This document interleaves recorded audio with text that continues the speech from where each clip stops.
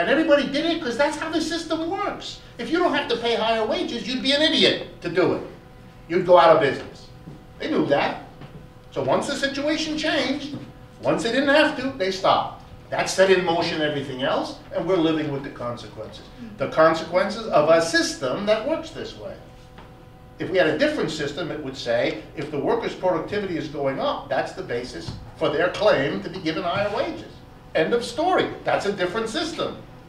That is a system that organizes a relationship between the production of workers and the pay they get. Doesn't make it subject to market forces because it doesn't want that to happen because of the consequences. Aristotle and Plato wrote about markets 5,000 years ago, right? We're supposed to believe that Aristotle and Plato are somehow the fountains of Western cultures. Pick up Aristotle and Plato and read. They wrote about markets because they had those things there.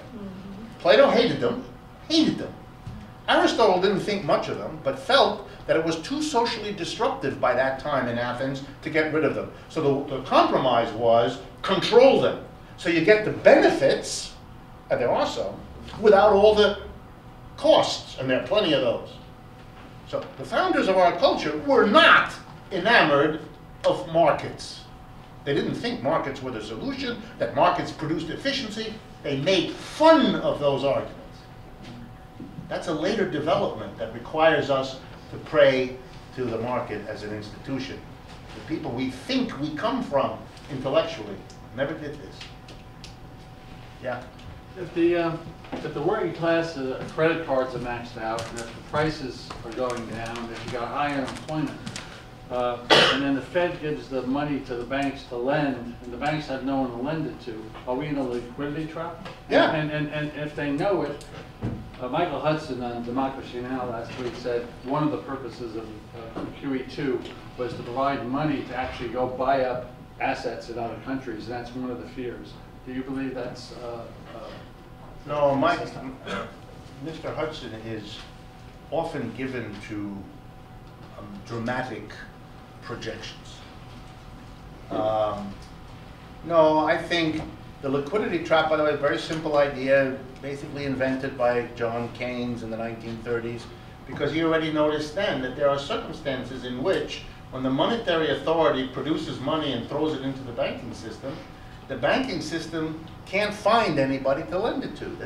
That the depression of the business community is so enormous that they're not going to borrow no matter how much money there is, no matter how low the interest rates. It's just too risky. There's just such a bad scene out there that they're not going to get caught doing it. At that point, you get what's called a liquidity trap, in the sense you keep pumping more and more money in, but it doesn't have any end result. It just sits in the bank because the banks can't find anyone to lend it to, and that's considered, a trap that you've fallen into and you can't kind of get out of it.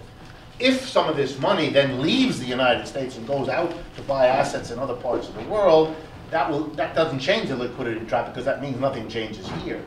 And it would be a wrinkle on that kind of thing. But whether or not that's going to happen, I'm not so clear. I think that in the United States, there is now a perception that is shaking the business community, and it has for about 1.5 years. And that is, or 2 years. Americans are not used to seeing an economic crisis born, developed, and worse here than anywhere else. If you remember the earlier crisis, the Asian crisis in 1997, the crisis in Russia when the ruble collapsed, the crisis in Mexico 10 or 15 years ago. We've had a series of crises that are known for the countries over there where they began. This crisis is ours.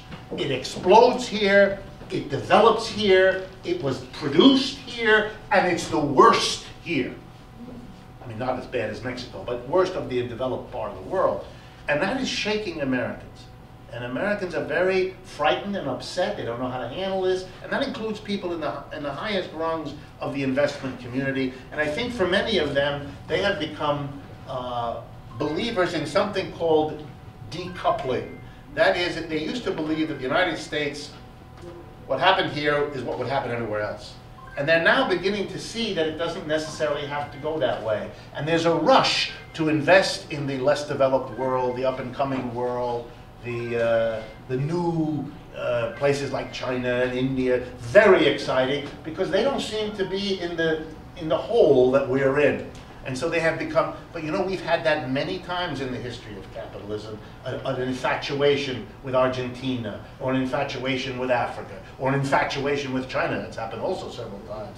So I'm a little dubious about it, but at least for the time being, there's a movement of investing into the third world, into the less developed countries, because they seem to have found a way by producing and selling to China and so on to escape this crisis. And so there's an attraction for them. But I don't think it's a conspiracy so much. I don't think that American companies are going to do more in the way of producing in those places. The big places for Americans to go to have already been defined. They're China, I mean, I'm exaggerating, but they're China and India. And the growth is there. China for producing, and India for more skilled white-collar work, because of the language and so forth. The Indians are going to be the place where outsourcing is done.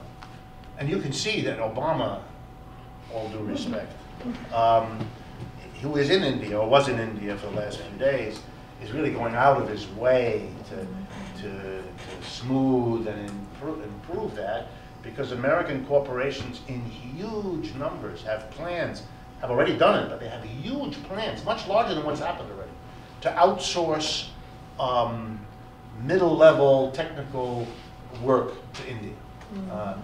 There are I don't mean to frighten you. There are millions of Americans going to college, learning skills for which there will be no jobs.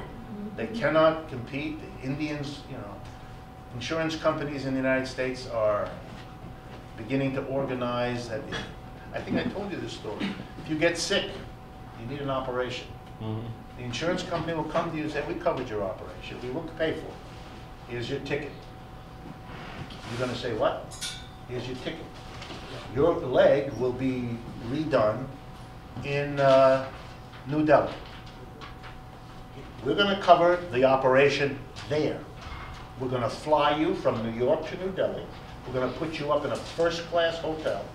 You will be operated by a surgeon who was trained at Johns Hopkins University Medical School.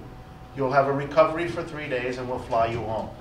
And the reason the insurance company will do that is that the overall cost of having you operated that way is 1/4 of what it would be in a hospital 2 miles from your home. That's the way it is. And that we are at the beginning of that process. And that's going to produce a downward pressure on American wages and American salaries. And there's a sense, I get it mostly when I meet with businessmen and women, which I do from time to time here in New York. I get a sense, which I've never had before in my life, that the growth, you know, they're all focused on growth. Where's the market going to grow? It's almost everywhere but here. There's a sense of it's over here. It's just, now that may pass, but for the time being, this crisis has had as many crises have had in the past. You know, most cultural historians of the United States will tell you that we're still living out the legacy of the Great Depression. One of the reasons Americans went into the consumer frenzy after World War II was because of the shock of having those 10 years of depression followed by 6 years of World War II, when you couldn't buy stuff and you couldn't fix your house and when finally you could, all this accumulated sense of being deprived needed an outlet. And so these crises have a way, particularly when they last like this one does, of leaving long-lasting psychological scars and legacies.